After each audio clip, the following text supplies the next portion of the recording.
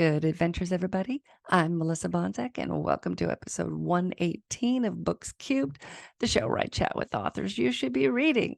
Today, I've got a great show for you. I am chatting with Amy Quig. She's actually my sister-in-law, and she has written this very adorable book, Good Night, Silly Squirrels. She's written and illustrated it, so we're going to get right to it, and I will see you after. I am so excited to be chatting with you today about this book. So I know Amy. She's my sister-in-law, but I've been looking at her paintings for years. She is an awesome artist, and I am so excited to be chatting with her about Goodnight Silly Squirrels, which she wrote and she illustrated with these beautiful paintings. So welcome, Amy. Thank you. Thank you. I'm delighted to be here. So happy to be talking to you. So this is a very special project. So tell us a little bit about how this project came about. So I have been talking about writing children's books since I was 7. In fact, I used to write stories all the time. My mom would give me these crazy, ridiculous titles, and I would write a story to go with that title. And of course, it had super adorable pictures because I was 7. And it would be things like the giraffe with a short neck, or the leopard with no spots, or the cow that could only give milkshakes. So it was always about some oddball character that had to find their own way of fitting in. And I didn't know that then, but looking back on it as an adult, it was just really wonderful life lessons. I don't know if she was even aware that she was doing that, but Mom was pretty special, so she probably had a plan. So anyway, life gets in the way. And, for 40 years, I really don't do anything with it. And last year, our youngest grandson was born, and I asked my daughter, if she wanted me to paint a picture for little Finley's room. And she said, "No, Mom, write him a book." And I thought, oh, I guess I can do that. I hadn't really thought about it. I can do that.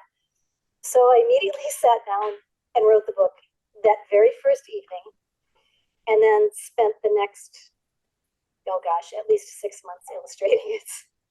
So here we are. So this edition that I have is a very special edition, with proceeds going to the Lions Club. It's the Wisconsin Lions Camp for children and adults with disabilities. It doesn't cost them a cent to camp there. So there'll be a week for the visually impaired, and a week for the hearing impaired, and a week for, I think there's even 2 weeks for diabetics. So the kids go there, and everybody there has the same challenges they do. So they're not the strange one anymore. They're not the oddball in this group of kids that don't have any challenges. Everybody is like them. So it runs purely on donations. And I currently sit on the board of the foundation that oversees the operation of the camp. So when this book came to be, I didn't want it as a moneymaker. That's not why I did it. So I decided that I would give $10 from every purchase directly to Wisconsin Lions Camp, which means when I sell the book for $25, if I make that money include tax, that's $23.69 plus tax here in Wisconsin. So I make $1.69. Not much more than people make off Amazon a lot of the time. Yeah. So Amazon might be $2.43 or something like that. I did look into that at one point, but that wouldn't give me the flexibility of donating to the camp. So nice. So far, we have donated $2,500 to Wisconsin Lions Camp. Oh, wow. That is fantastic. And you do book signings? Yes. Yep. I was at a group of mothers of preschoolers this morning. So, yep. I'm happy to do that. And if people order them on our website, which is quigbooks.com, and Melissa will put that link in the chat, then you could put a note on there that you want the book dedicated to, whatever the names of your grandchildren, your children, your niece and nephew, whatever. And I will personalize it to them and sign it. Well, tell everybody a little bit about the story. So it's called Good Night, Silly Squirrels, and if you're on the video version watching, you can see this adorable picture of three squirrels sleeping inside of their tree hollow. Right. So the way I describe it is it's a rhyming bedtime story for children really from bitty bitty up to maybe age 7. Um, so the way I like to say it is three little squirrels explore and play and learn some lessons along the way. And in the end, they're tucked in tight, a perfect way to say goodnight. Oh, nice. And you did all the how many illustrations are in the book? Oh goodness. I think it's like 17, something like that. Did you paint them? What kind of medium did you use and how did you get them into the book? They're pen and ink and watercolor and some little details that I did in colored pencil, but primarily pen and ink and watercolor. And I discovered that it had been 40 years since I painted with watercolors, and all my watercolor paints were dried and cracked and had to be thrown away. I was really out of practice, so the first painting took a long time, and I got faster and faster as I went. So I'm painting them on 9 by 12 watercolor paper, and then scanning them into a computer, and then of course adding the words later. My son is a technical guru, so he was doing all uploading for me because I would have just gone into print shop and just added it all there. How did you get involved with the Lions Club? When we moved to Wisconsin, we made a decision as a couple that we would really concentrate on giving back to our community. And we had only been here, oh goodness, I had probably only been here a few months when we were approached by one of our customers to attend a Lions Club party. And we loved everything that we were learning about what it stood for. We didn't know anything. And we joined on the spot. And in our very first year, we found ourselves in the positions of my husband being president and I was secretary, and we didn't know anything. So we really learned as we went. And Lions Club is a really cool organization in that they say your club can be run your way. So we were doing that. We didn't know we were doing that because we didn't know there was a way we were supposed to be running according to the old timers. And we kind of just made our club its own unique, wonderful place. So Lions are all about service, and we do service worldwide. We do a lot of things in our individual communities, and also we're in 220 countries, I think, and on track to have 1.5 million members. That can be right. Yeah.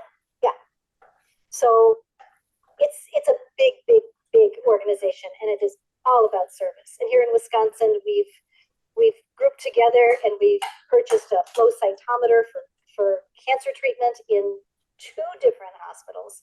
So we've been on the cutting edge of that. We do a lot of eyeglass recycling.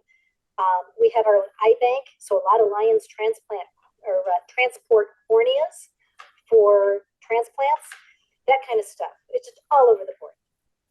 You talked about a customer. What's your day job? We own a golf course, so we are here in mid-December, and so there's no golfing today, especially not in northern Wisconsin. So it's a seasonal business, but it's busy and it's a neat little community place. Oh, it's an awesome golf course. It is only 9 holes, but don't let that fool you. My husband and I, Mark, worked up there couple summers. I drove the beer cart, and I'm hearing impaired. If anybody who watches the show has heard me talk about that, and at the time I did not have cochlear implants, so people would have to flag me down. I'd sometimes drive past because they were shouting to me from 200 or 300 yards away, and I didn't hear them. So I was not the best person to be doing that, but we would often have people come into the course. They would buy a round to go out and golf and go, oh yeah, 9 holes. And they'd come back later and go, wow, that was really a tough course. But like, Yes, it was. It was. And just the improvements that you and Alan made on the course from the time that you bought it. You've had it 17 years? We have just completed our 19th season. So 19. 2024 will be our 20th season. Wow. Wow. But it is definitely a place to check out if you're in that neck of the woods. And I can put the link in the show notes if anybody is a golfer and lives up in that area. Yeah. So you've got the one book, Good Night, Silly Squirrels, and I know that you have written a second one. Tell us Yep. about that. The second one, so the same grandson that inspired the first one, when he turned one, again, I asked my daughter, "What do you want me to send him for his birthday?" And she said, "I think some musical instruments for toddlers would be good. Maybe some maracas or a tambourine." So, being grandma, I go on Amazon and buy the biggest box of toddler instruments I can find, and it's got everything in it. So I get this all sent to him, and then I'm going, "Oh my God, what have I done?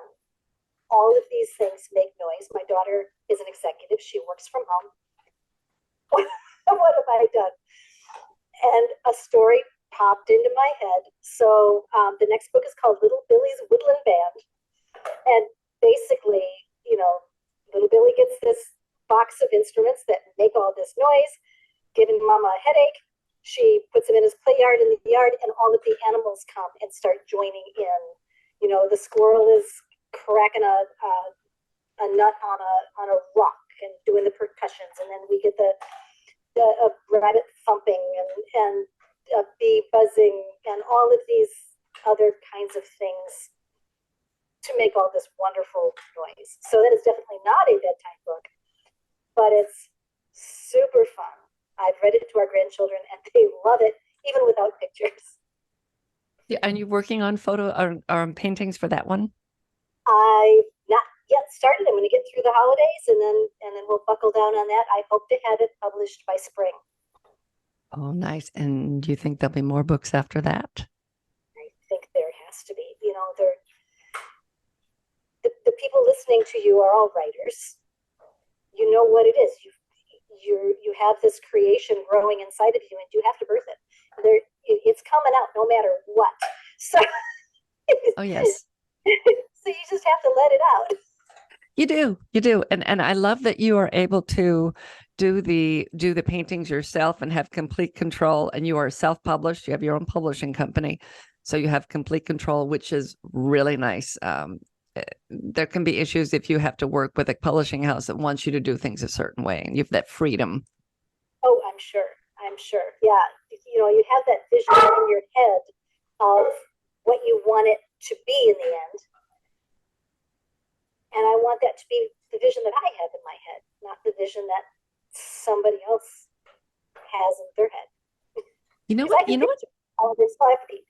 Yeah, exactly. I heard Samka in the background. That's Amy's dog. Now he was going to be a guide dog. He was raised to be a leader dog for the blind, which is it's a Lions project out of just north of Detroit, Michigan. So we picked him up as a puppy, and we were going to raise him to be a guide dog. Of course, this is during COVID. We picked him up in January of 2020 and found that we couldn't take him to dog parks. We couldn't take him to all these places. When things opened up, we were able to take him to work with us. So he got really accustomed to people, but he was never around other dogs. So after we had him for 14 months, he goes back to leader dog and follows the attendant back to the kennel, turns around because he's expecting that I'm following right behind. And the minute he sees that I'm not there, he goes into a panic. And there's dogs barking everywhere. And he wouldn't eat. He wouldn't interact with the trainers. He wouldn't do anything. So they called me up after about 3 weeks and said, "Do you want him back?" I gotta say, 9 hours each way to get him. Yeah, and when we met Semka, this was before you had taken him back when you were still training him. We had met him, and Mark and I afterwards said, there's no way that dog is going to be able to leave Amy. He was madly in love with you. Yep, He was your shadow. He would not yep, leave you. But I can see, I was thinking about, you writing books and things, and then Semka barked, and I thought, I can see a story about guide dogs and one that makes it and one that doesn't. yep, yep. I've thought about it. There's been a number of books written on that topic. So we'll see if I can find the right angle that's different. Then I'll pursue that. Um, there's been a number of things that people have asked me about. Can you write a book about this? Not unless I can find that angle. And you know how it is. It has to want. It has to want to be. Yeah. I've started and not completed so many stories, and I'm excited about them, and I think they're there. And then it's like, I don't know where to go with this now. So we'll just put it on the shelf. Yeah, and I totally get that. So now, if people want to have a book signing, how far will you leave Wisconsin to do a book signing? Well, it depends what's on the other end, right? Yeah, if you live in a really fun city, I know that she will most likely go visit and do a book signing with you. But people can do. Hi, please call me. Is there a form on your website to request a book signing? Um, there's a way of on the website. There is an email address that you can use to contact me. So our website is quigbooks.com, and you can email me, Amy at quigbooks.com. And again, Melissa will put a link on there, and I will definitely answer. I don't want to go to Cleveland in December, that kind of stuff. But sure. Paris, a bunch of people in Paris. Invite her and, pay her way and put her up, take her around, feed her. That would be really great. Yeah. Well, I'm so happy to talk with you today and tell my listeners about this book. It is called Good Night, Silly Squirrels. It is written and illustrated by Amy Quig. It is a bedtime story for children. $10 from the sale of every book goes to the Wisconsin Lions Camp, which provides quality camp experiences for Wisconsin youth and adults with disabilities at no cost to them, which is a great, great cause. When you have the next book, come back on again and tell us about it. I'd be delighted. Thanks for having me. Thanks, Amy. Everything that we discussed is down in the show notes. If you want Amy to come do a book signing at your town, get in touch with her, see what she has to say. She might be able to make it. And you can get a copy of her book, Good Night, Silly Squirrels. It's written and illustrated by her. It is adorable. And as we said on the show, $10 from every book goes to the Wisconsin Youth and Adults with Disabilities Camp. Grab a copy for that little one in your life. They will really have a great time reading it. And that's it. I'll see you on the next show. And in the meantime, go read a good book.